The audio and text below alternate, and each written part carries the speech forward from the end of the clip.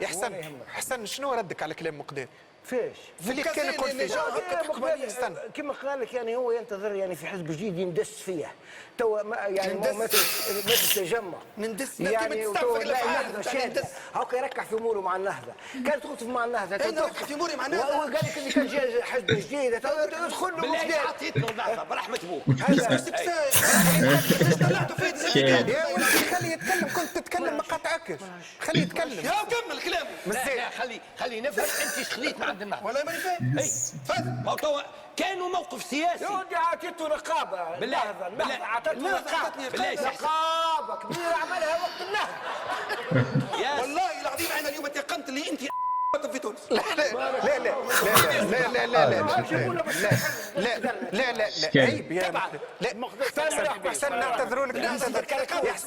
يا حسن نعتذر لك باسم البرنامج خربت لك بالحياة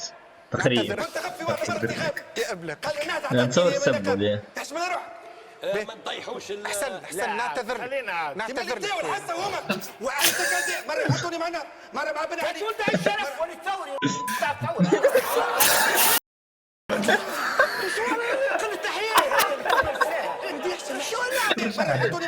معنا يا ابلك قال الناس اعطتني نقاب تحشم روحك ما نطيحوش حسن نعتذر لك الحسه هما وانت كذا مره يحطوني معنا مره مع بن علي وانت الشرف وللثوري كل التحيه